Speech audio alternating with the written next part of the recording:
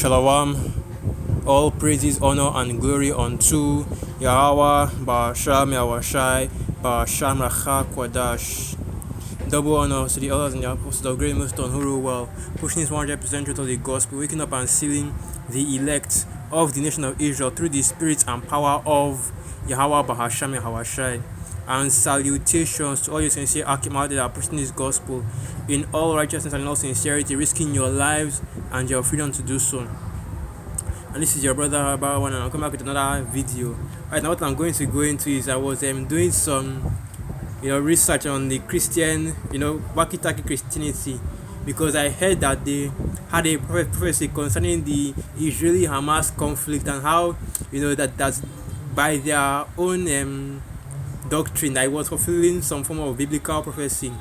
So I decided I would look into it, just to see what they were talking about, and then I found this, right, which basically was going to John Hagee or John Hague. I don't really know how to pronounce his name, So anyway, should Christians support Israel? And he's talking about the whole. He's talking about Israel as a whole, the state of Israel. All right. And that's basically what I'm going to go into in this video. So I'm just going to play a few clips out of it, but just before I do that, okay, my main thing is that his statements, right? Because he says that of course we already know. You should already know who this John Hagee is. He's a very popular quote unquote televangelist, right? And of course the Zionist as well.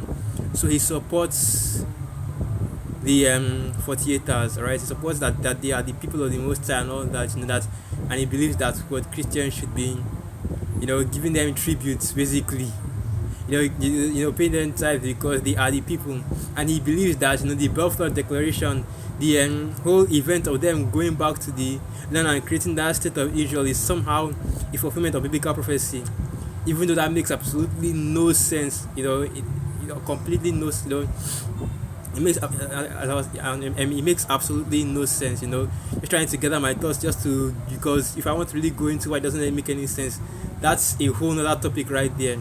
First and foremost being that they don't even live in the land of Israel, they just have a small part of it carved out for them being called the state of Israel. The second, the title of the lesson is Shall Men Help Israel? That's basically going to be the title of this lesson. Will it be men that will give that land back to the true Israelites, the real Israelites, or will it be the Most High? Because this individual right here, he believes that those 48ers, that they're the original people, right? That these children of Abraham, Isaac, and this is the most important part, and Jacob, all right?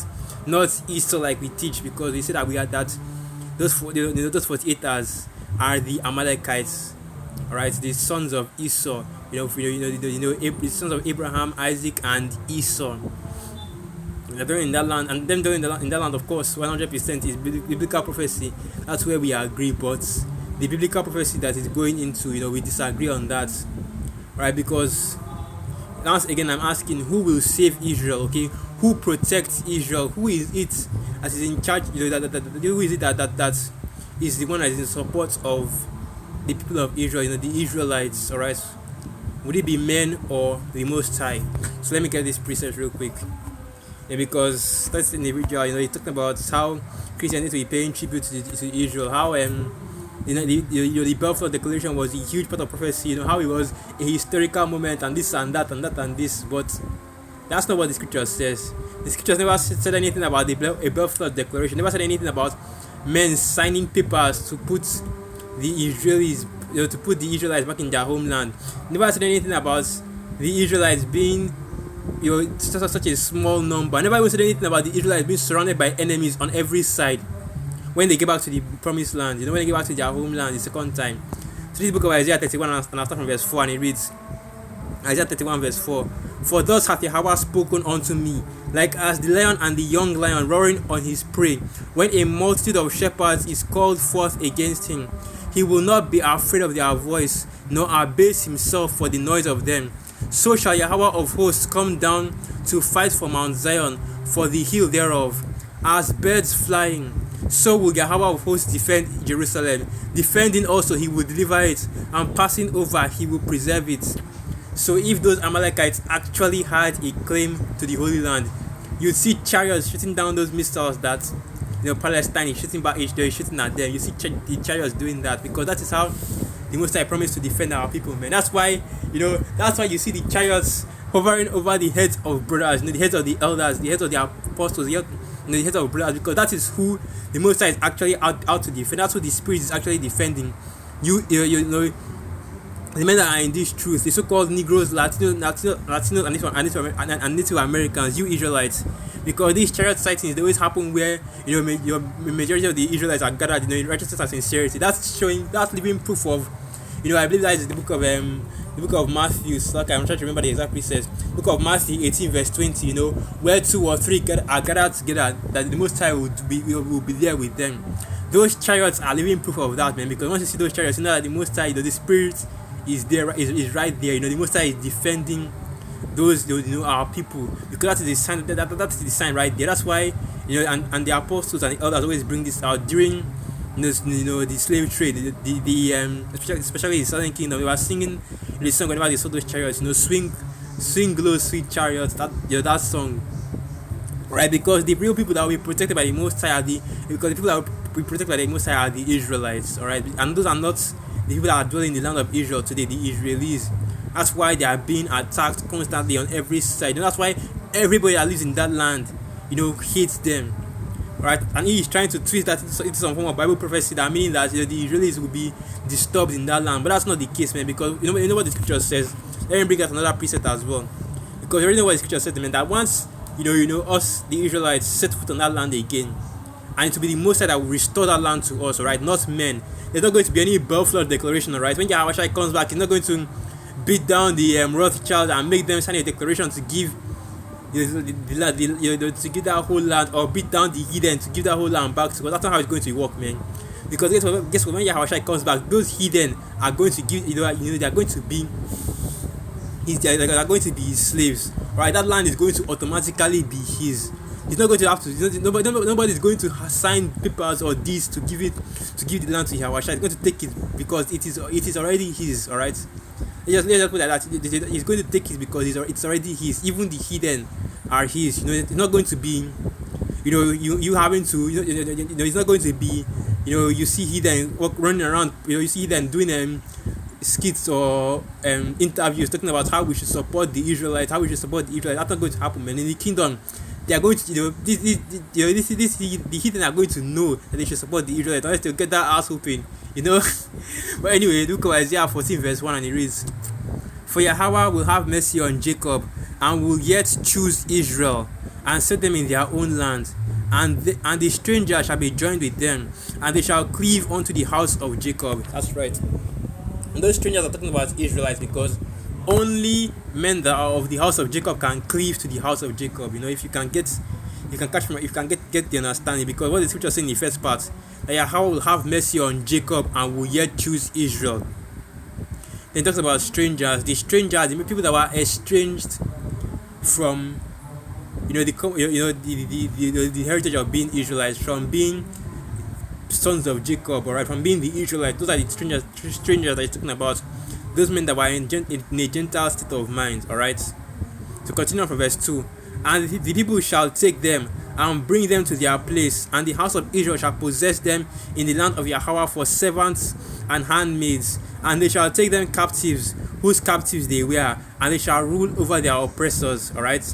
And I don't see that happening in the land of Israel today. Where are their where are the servants and handmaidens? Where are they ruling over their oppressors? I don't see any German slaves in the land of in that land. I've tried to watch the language right now because I don't want it to get down to go down on me with any strikes or nothing like that. But that's not happening right now in the land of Israel, because the people that are dwelling there aren't the right people. Let me just put it like that. The people that are dwelling there right now aren't the right people. They are impostors. All right. That's why they term themselves that name. That's why they term themselves with that name. That's basically what I'm going to say about that. I don't want to say any more than that. And it's interesting that I know something else. In that interview, if you actually watch it, he mentioned that Isaiah 66 as a precept for those Jews going back to Yeah, I said it. But anyway, those Jews going back to the Holy Land, those 48 hours going back to the Holy Land. So let me go to that. The Isaiah the 66th chapter. Because there's actually a precept I want to get out of there. Let's just show you, man, that these Christians, they don't know the scriptures at all.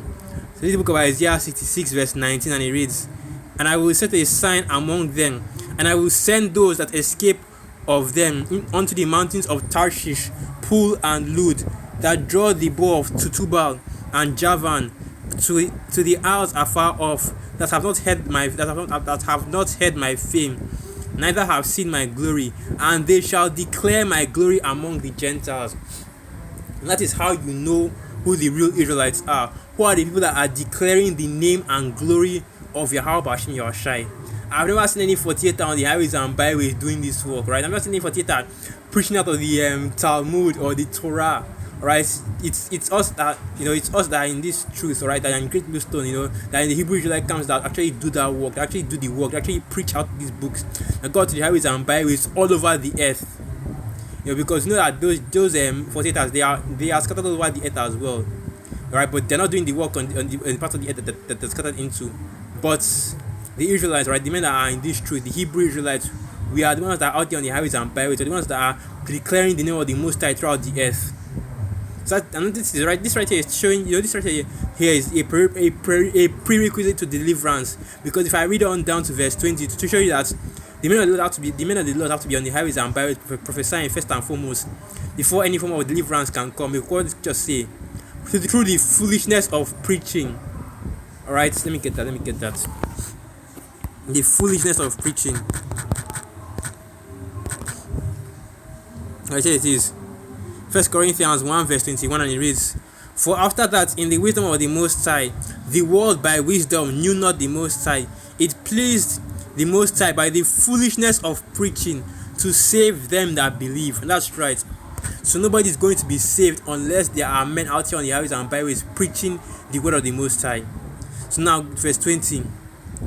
"And they shall bring all your brethren for an offering unto Yahweh out of all nations, upon horses and in chariots and in litters and upon mules and upon swift beasts, to my holy mountain Jerusalem, saith Yahweh, as the children of Israel bring an offering in a clean vessel into the house of Yahweh." And that's just basically going into our people being the elect of our people being delivered from the four corners of the earth. Because that they are scattered throughout the whole earth. And we know that in that scattering we are meant to be out there on the highways and byways prophesying the word of the Most High to the places where we are scattered into. That's why you have so many Israelite camps, Hebrew Israelite camps, all over the earth. But when are there any any camps preaching Judaism all over the earth? That's the question that you should. That's the question that you should be asking all these people that believe that those Israelis are actually of the people. Where are the Israel? Where are the 48 prophets? Where are the 40? That's basically it. Where are the 48 prophets? You see, it's Christianity that is even defending these people, man.